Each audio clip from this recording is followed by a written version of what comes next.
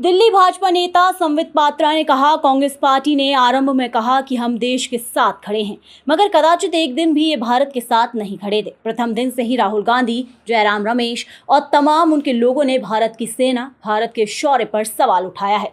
ये सबूत गैंग खुश नहीं है। जयराम रमेश ने अपने बयान में कहा कि हाँ, आतंकवादी घूम रहे हैं, वहाँ सांसद घूम रहे हैं। एक बार में अपने सांसदों और आतंकवादियों को सामान कर दिया है। सांसद घूमने नहीं गए हैं, वे भारत के पक्ष को विश्व के सामने रखने गए हैं। उसमें आपके भी सांसद हैं। कर रहा है।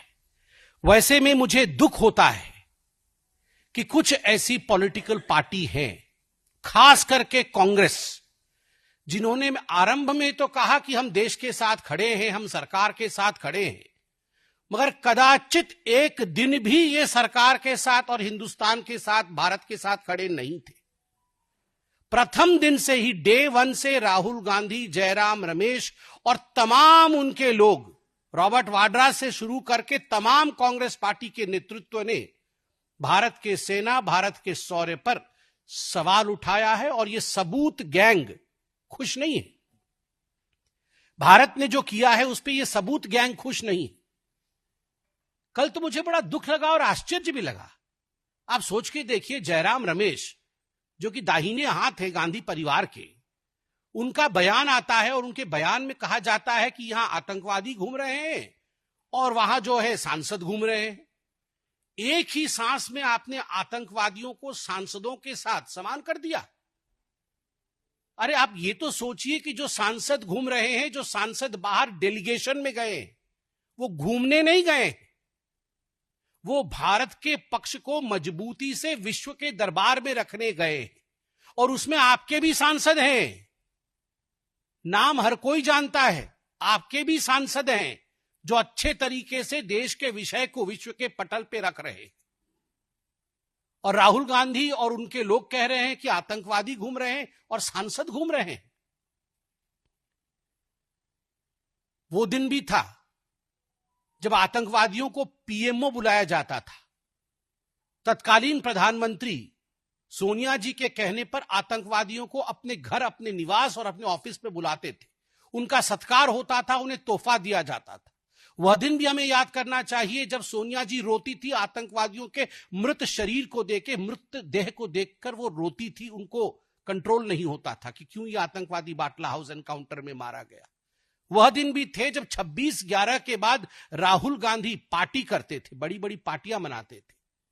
वो लोग आज कह रहे हैं कि आतंकवादी घूम रहे हैं और सांसद घूम रहे हैं। और मुझे तो दुख होता है कि राहुल गांधी, रेवंत रेड्डी और रमेश जी सभी पूछ रहे हैं, बताओ कितने जहाज गिर गए हिंदुस्तान के। ये डे वन से पूछ रहे हैं, बताओ कितने जहाज गिर गए हिंदुस्तान के। ये कोई सवाल है? आपको समझ नहीं है? भारतवर्ष ने, भारत की सेना ने 9 आतंकवादी अड्डों को ध्वस्त किया। सैटेलाइट इमेज दिखाया गया। बकायदा डीजीएमओ ने जब प्रेस कॉन्फ्रेंस किया तो तथ्य रखे गए, इमेजेस दिखाए गए। देन एंड नाउ, पहले कैसे था ये मरकज, अब क्या हुआ है, ये सारी तस्वीरें दिखाई गई। जब 11 एयरबेस ध्वस्त किए गए पाकिस्तान के, तो तमाम एयर बेसेस की एक एक तस्वीर, कहां पर क्या, कहां डोम गिरा, कहां पर उनके हवाई जहाज उड़ गए, कहां पर रीफ्यूएलिंग सेंटर उनका ध्वस्त हुआ, कहां उनकी हवाई पट्टी ध्वस्त हुई, वो सारी तस्वीरें आपके सामने रखा गया, बकायदा एक सबूत के रूप में। अगर जहाज गिरता है तो उसका रेकेज होता है, मलबा होता है। अगर जहाज गिरती है तो उसका सैटेलाइट इमेज होता है।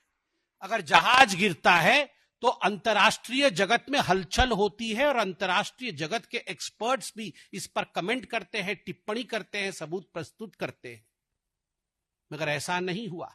उल्टा मैं तो पीएम शहबाज शरीफ, पाकिस्तान के पीएम हैं, उन्होंने क्या कहा है मैं पढ़ देता हूं। वो कहते हैं, कोट, हमने 9 और 10 मई की रात को भारतीय सेना को जवाब देने के लिए हमला करने का फैसला लिया, लेकिन उससे पहले कि भारत के ब्रह्मोस मिसाइलों से पाकिस्तान सैन्य ठिकानों पर हमला कर दिया। हमने 9-10 मई की रात को भारतीय सेना के जवाब के लिए हमला करने का फैसला लिया था, लेकिन उससे पहले ही भारत के ब्रह्मोस मिसाइलों ने पाकिस्तान के सैन्य ठिकानों पर हमला कर दिया। इससे पहले नूर खान एयरबेस के विषय में भी पीएम शहबाज शरीफ ने कहा था कि उसे भी ध्वस्त कर दिया गया था।